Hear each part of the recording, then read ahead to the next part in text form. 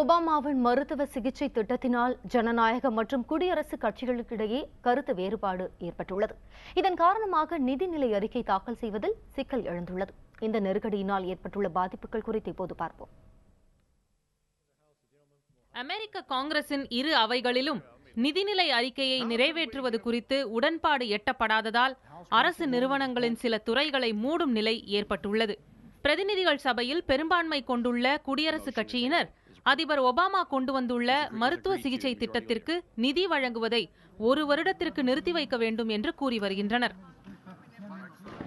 The House has made its position known very clearly. We believe that we should fund the government, and we think there ought to be basic fairness for all Americans under Obamacare. The Senate has continued to reject our offers, but under the Constitution there's a way to resolve this process, and that is to go to conference and talk through your differences. And I would hope that the Senate would accept our offer to go to conference and discuss this so that we can resolve this for the American people. இதனால் சுமார் 7 லட்சத்திற்கும் அதிகமான அரசு ஊழியர்கள் ஊதியமில்லாத கட்டாய விடுப்பில் செல்லும் நிலைக்கு தள்ளப்பட்டுள்ளனர். கிட்டத்தட்ட 17 ஆண்டுகளுக்கு பிறகு இத்தகைய நிலை ஏற்பட்டுள்ளது. நிதிநிலைக்கு ஒப்புதல் கிடைக்காத நிலையில் அரசின் செயல்பாட்டிற்கு நிதி ஒதுக்க முடியாத நிலை உருவாகியுள்ளது. இருப்பினும் அத்தியாவசிய சேவைகள் தொடர தடை இருக்காது என தெரிவிக்கப்பட்டுள்ளது. உள்நாட்டு பாதுகாப்பு படையும் வெளிநாடுகளில் உள்ள அமெரிக்க ராணுவ படைகளும் வழக்கம் போல் இயங்கும் என அறிவிக்கப்பட்டுள்ளது. I've worked to make sure you have the strategy, the resources, and the support you need to complete the missions our nation asks of you. And every time you've met your responsibilities and performed with extraordinary professionalism, skill, and courage. Unfortunately, Congress has not fulfilled its responsibility. It's failed to pass a budget, and as a result, much of our government must now shut down until Congress funds it again. சில சேவைகள் இயங்கும் என்றாலும் குறைந்த அளவு ஊழியர்களே பணியில் இருப்பர். அரசியல் சிக்கலாகவே பார்க்கப்படும் இந்த பிரச்சனையால் அமெரிக்க பங்கு சந்தையில் வீழ்ச்சி கண்டாலும் அந்நாட்டு பொருளாதாரத்திற்கு பெரும் பாதிப்பை ஏற்படுத்தாது என வல்லுநர்கள் கூறுகின்றனர். குடியரசு மற்றும் ஜனநாயக கட்சியினரிடையே பரஸ்பர குற்றம் சுமத்தும் வாய்ப்பாக இது மாறியுள்ளது. இந்நிலையில் கடன் உச்சவரம்பை வரும் 17ஆம் தேதிக்குள் உயர்த்த வேண்டிய நிலையில் அரசு உள்ளது. புதிய தலைமுறைக்காக ராஜராஜேஸ்வரி. தற்காலிக செலவின மசோதாவுக்கு அமெரிக்காவின் பிரதிநிதிகள் சபை ஒப்புதல் அளிக்க மறுத்துள்ளது. இதனால் பல்வேறு அரசு நிறுவனங்களை மூட வெள்ளை மாளிகை உத்தரவிட்டுள்ளது. இந்நிலையில் எந்தெந்த துறைகள் இதனால் பாதிக்கப்படும் என்பது குறித்து விளக்குகிறார் நம் செய்தியாளர் ராஜராஜேஸ்வரி. அமெரிக்காவில் நிதிநிலை அறிக்கை தாக்கல் செய்யப்பட முடியாம போனதுனால அரசு நிறுவனங்களோட சில துறைகள் மூடப்பட வேண்டிய கட்டாயம் ஏற்பட்டிருக்கு. அந்த வகையில் எந்தெந்த துறைகள் இயங்கும், எந்தெந்த துறைகள் மூடப்பட்டிருக்கும் அப்படிங்கிற விவரங்களை பார்க்கலாம். முதலாவதாக தபால் துறை.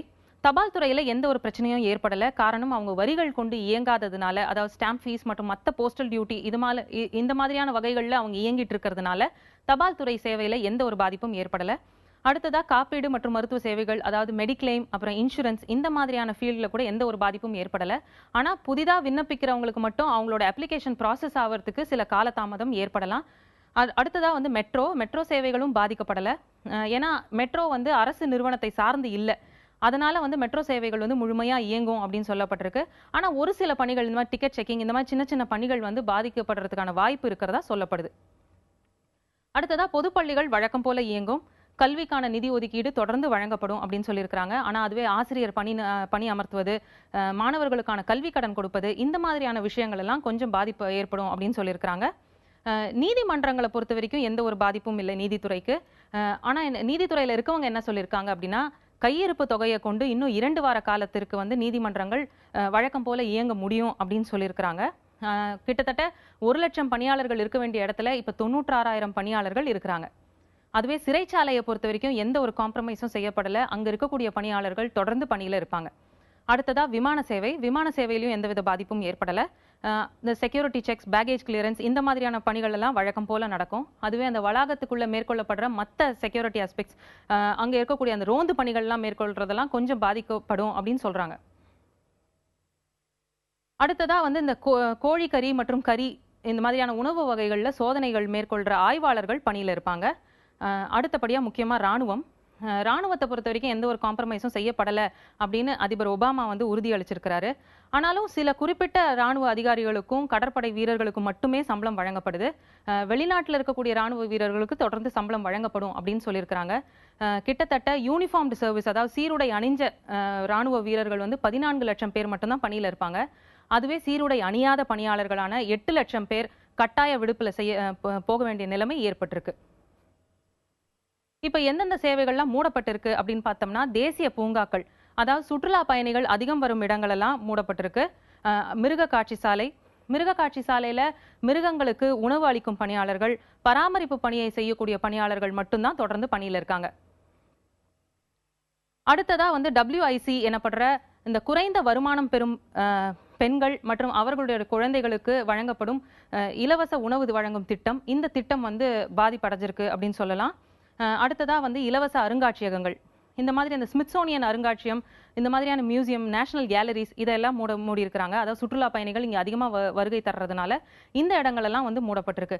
இப்ப ஏன் இவ்வளவு பேசுறோம்னா, அதுல ஒரு சந்தேகம் எழுந்திருக்கு. அதாவது அமெரிக்க அரசு வந்து திவால் ஆகிவிட்டதா அப்படின்ற ஒரு சந்தேகம் மக்கள் மனத்துல இருக்கு. ஆனா அது அவ்வாறு கிடையாது. நிதிநிலை அறிக்கை வந்து தாக்கல் செய்யப்படாததுனால வர்ற ஆண்டிற்கான நிதி மட்டுமே ஒதுக்கப்படல. ஆனா வழக்கம் போல இந்த அரசு இயங்கும் அப்படின்னு சொல்லியிருக்கிறாங்க. இது வந்து ஒரு தற்காலிக பிரச்சனை தானே தவிர இது வந்து இனிமேல் வந்து அமெரிக்கா வந்து மீண்டு வராது, ஒரு பொருளாதார நெருக்கடிக்கு உள்ளாயிடுச்சு அப்படின்னு சொல்ற செய்திகள் தவறு.